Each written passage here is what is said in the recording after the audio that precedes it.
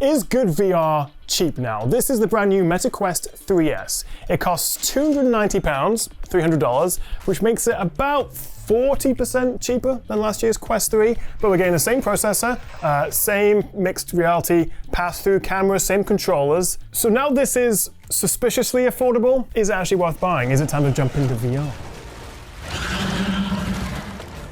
Okay, so as confusing as it may be, the Quest 3S isn't actually a new and improved Quest 3. It's actually a stripped back version. They've even brought back some features from the Quest 2 to get the price down. Think of it more as a Quest 3 Lite, although it does actually weigh exactly the same.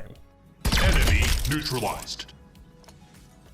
And so like the old Quest 2, this actually uses Fresnel lenses, which are slightly more of a narrow focus rather than the pancake lenses that you get on the regular Quest 3. They're cheaper to make, essentially. Also, they have to have a slightly different design in here. And so you've got a smaller, tighter focus sweet spot, and the edges, the peripheries, just a little bit less sharp. And not only that, but they've basically reduced the pixels per eye, aka the resolution, by about 20% versus the Quest 3. They've also got rid of the audio jack, the hardware depth sensor, and also swapped this IPD wheel on the Quest 3, which adjusts how far your eyes are from the lenses, and it's how you focus it, to a simple 3 focal point system like you get on the Quest 2. The battery is smaller as well, although Meta reckon battery life should be similar at just over 2 hours, although I've been getting more like 1.5 hours to 2 hours in games. Oh, so close. Doesn't sound great then, does it? Almost like a repackaged Quest 2. Well, in a way, yes, but also no. This is still a step up, but I'm not convinced this is actually worth buying when this is already available, especially because this has been out for a while and you can often get some pretty good deals on it. So is there any good news with the Quest 3S? Well, yes, we get the same Snapdragon XR2 Gen 2 processor that we get with the full-fat Quest 3, which gives you double the graphics performance versus the Quest 2, the same 8 gigs of RAM and the same color pass-through cameras, which are essential for good mixed reality, and a huge step up from the Quest 2's black and white pass-through. Can't even remember my own name. So in terms of the processor, the RAM, the color pass-through cameras, the performance generally, the 3S is the same as the 3. And we also get the same Quest Touch Plus controllers. But hang on, let's just take a step back for a second. What actually is a Quest? Why would you want to buy one of these things? The Quest 3S is a standalone virtual and mixed reality headset. VR being the totally immersive game and app environments, and MR, mixed reality, having graphics and game elements overlaid on your actual real-world environment that you can see via pass-through cameras. Oh, bullseye. And it is a really cool bit of tech. You can have a lot of fun with having a massive cinema screen, hovering wherever you want, or playing some really creative games, and also, if you want, using it for work. At best, it's great fun and hilarious. At worst, you may feel a bit sick. And like the Quest 3, it's totally self-contained. With the Horizon OS storefront where you buy your games, you don't need anything else. Well, except for a phone to set it up with the Meta Horizon app. You can also plug it into your PC to use some PC VR games, or for just mirroring your desktop in mixed reality, where a virtual monitor overlaid on your desk, or anywhere really, and you can also do this wirelessly through apps like Virtual Desktop. So that's the idea. Fun little games, VR, MR experiences, or indeed to play PC VR games or mirror your desktop. That's essentially what you're going to be doing with this. It is certainly not as high spec and fancy as an Apple Vision Pro, although this does cost 10 times more? 12 times more? It's a whole different category, really. The fact that this is just £290, or about $300, means that you don't feel guilty if you're not using it all the time. If you've got friends coming over, kids coming over, and you just want to have a bit of a VR session and have some fun, yeah, go for it. If you want to try some PC VR games, if you just want it as a Christmas present,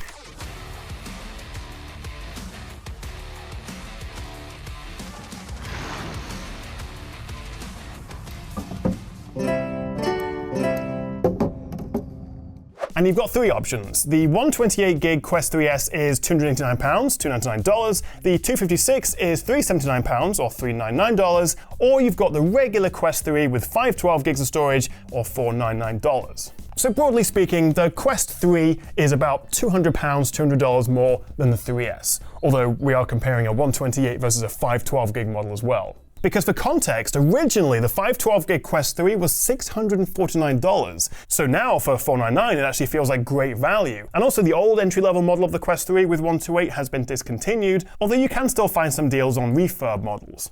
And as I say, they all feel like a bargain compared to the $3.5 grand Apple Vision Pro.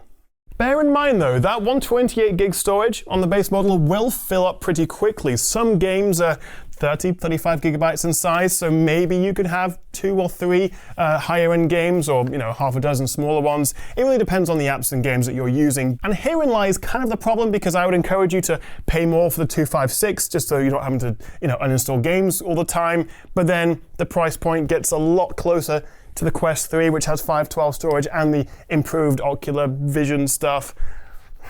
It's tricky. Although, if you do buy a 3S at launch, you will get a copy of Batman Arkham Shadow and 3 months of MetaQuest Plus for free. Although, bit of a sneaky hack that you can actually refund a lot of games if you haven't played it for more than 2 hours over a 2-week period. And since a lot of these VR games and apps are kind of tech demo-y, or you can get an idea if you like them pretty quickly, or if they make you feel sick, you can actually just try a lot of stuff and then refund it. Design-wise, it's not worlds apart from the Quest 3. Materials, overall finish, very similar. It's plastic, of course.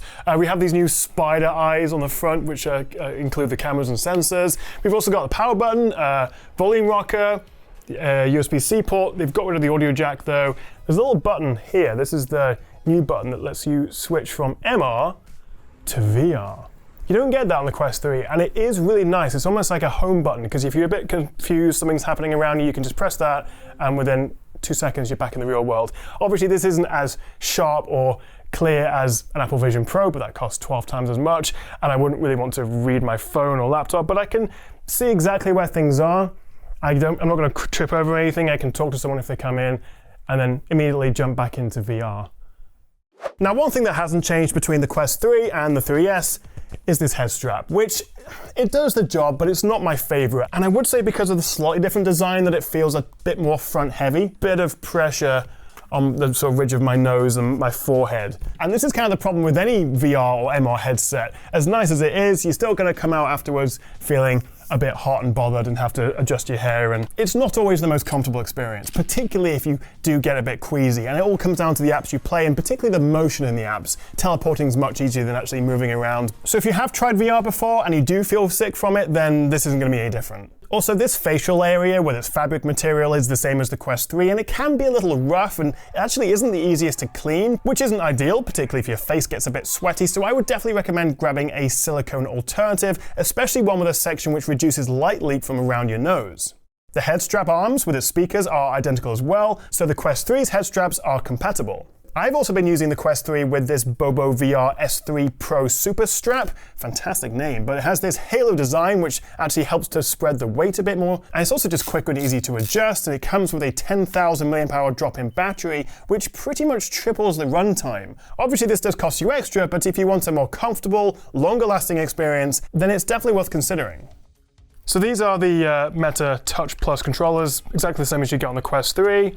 Nice and comfortable to use, fit in your palms nicely. You've got a couple of buttons underneath here, triggers, joystick on the top on each with a couple of buttons. As long as the cameras can see them, you're not going to have any issues. They're comfortable with responsive feeling inputs, plus we get haptic feedback for that little bit extra immersion. It feels like you're actually touching a real object in the game world. And I get maybe 3 to 4 sessions of battery life from the controllers, and if I played more, I'd probably grab the official compact charging dock. This adds wirelessly rechargeable battery modules, so you just drop the controllers into these cradles to start charging, with a Type-C cable for plugging in the headset. And there are tons of third-party extras and mods that should work on the Quest 3S as well, but on the official side, Meta offers things like the Elite strap with and without a battery, link cables, and this compact carry case, which keeps everything nice and tidy.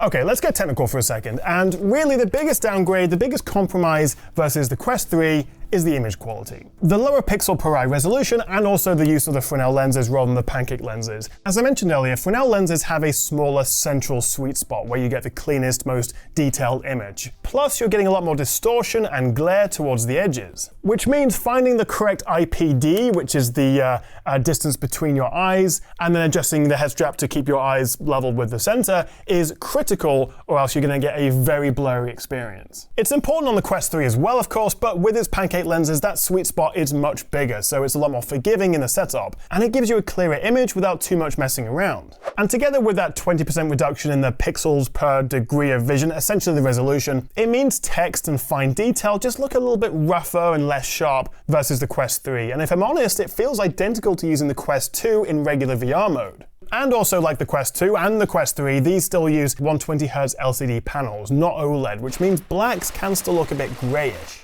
What has improved over time, though, is the UI, the actual experience using it. Meta Horizons has been updated quite significantly since the Quest 3 came out last year. It's actually a pretty easy and nice experience. When you turn it on, you get this curated Explore page. Along the bottom here, you have your quick settings, the store, recent apps, and a share menu. And you can grab any window with your controller or even your hand and then move and position it any way you like. And this also works in mixed reality, and I actually found myself looking behind my sofa to see where I'd left my YouTube window, which is very weird.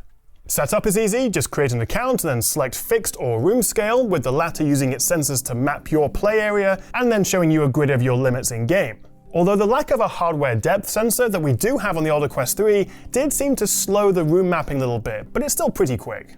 And interestingly, earlier on this year, Meta announced that they'll be sharing Horizon OS with other manufacturers, other OEMs. And in fact, ASUS have teased an ROG performance gaming headset based on this software on Horizon OS. So these Quest headsets may be getting some competition. In terms of apps and games, I mean, there's absolutely loads to choose from. You've got classics, Beat Saber, you've got Meta Horizon Worlds, which is kind of like the Rec Room. I mean, a lot of this stuff has come out a few years ago now, and it does maybe say something about the state of VR gaming, or at least meta VR gaming. The I Am Cat, which is actually kind of a fun POV game where you play a destructive cat, is the #1 game right now on the store, on this Horizon Feed store. Definitely worth playing with. I actually did feel a little bit queasy walking around, pawing around.